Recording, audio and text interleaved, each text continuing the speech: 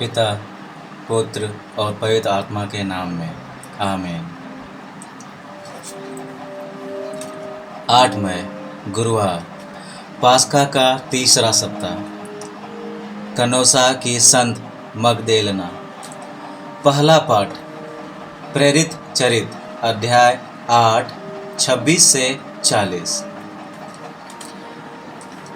ईश्वर के दूत ने फिलिप से कहा, उठिए, यरूशलेम से गाजा जाने वाले मार्ग पर दक्षिण की ओर जाइए। यह मार्ग निर्जन है। वो उठकर चल पड़ा।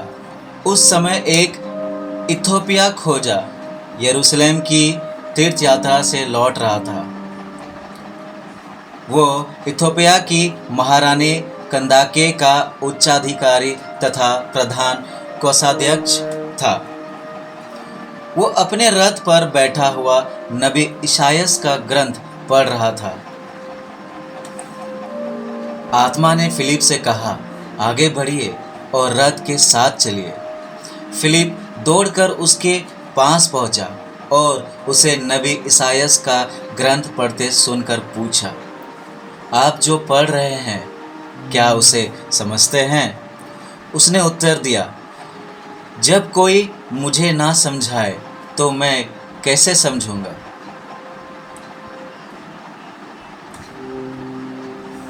उसने फिलिप से निवेदन किया कि वो चढ़कर उसके पास बैठ जाए। वो धर्म ग्रंथ का ये प्रसंग पढ़ रहा था। वो मेमने की तरह वध के लिए ले जाया गया।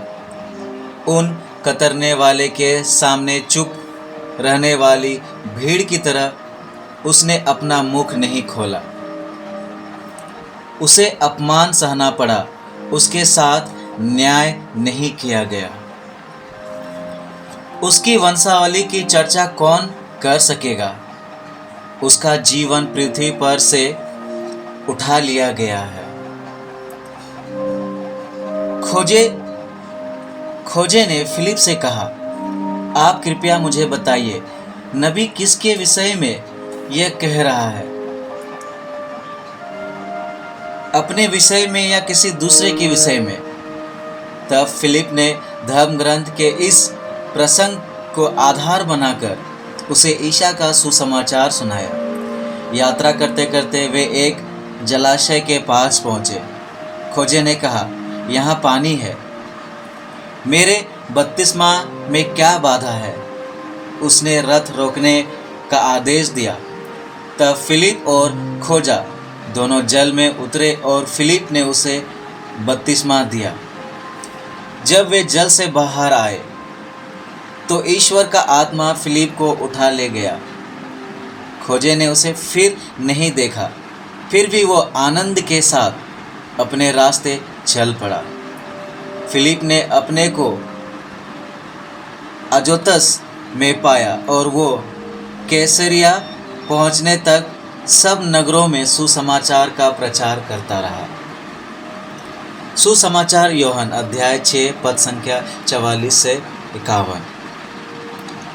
कोई मेरे पास तब तक नहीं आ सकता जब तक कि पिता जिसने मुझे भेजा उसे आकर्षित नहीं करता।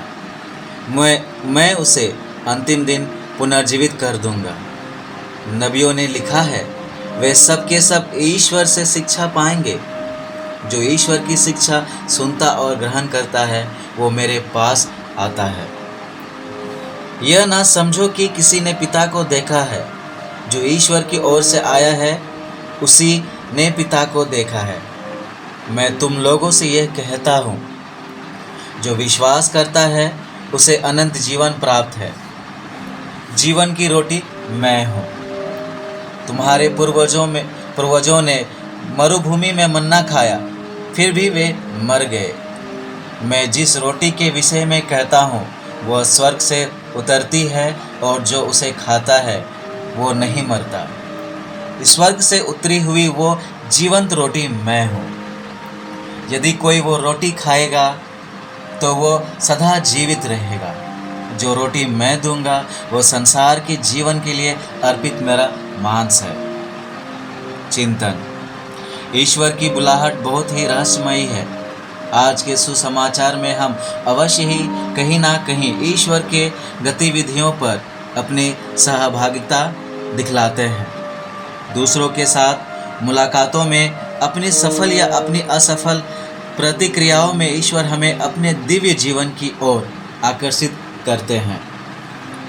इस जीवन की प्राप्ति के लिए हम अपने व्यस्त जिंदगी से ऊपर उठकर जीवन को सजगता से जीने के लिए आमंत्रित किए जाते हैं, ताकि हम दूसरों को भी अपने जीवन में जगह दें। हमारी प्रार्थनाएं अवश्य ही हमारे प्रयत्न होते हैं, परंतु ये प्रार्थनाएं ईश्वर के बुलाहट के द्वारा हमें निर्देशित करते हैं। अनुवाक्य: समस्त पृथ्वी ईश्वर को धन्य कहे। जय घोष, हालेलुया। प्रभु कहते हैं, स्वर्ग से उतरी हुई वो जीवंत रोटी मैं हूँ। यदि कोई वो रोटी खाएगा तो वो सदा जीवित रहेगा। हालेलुया।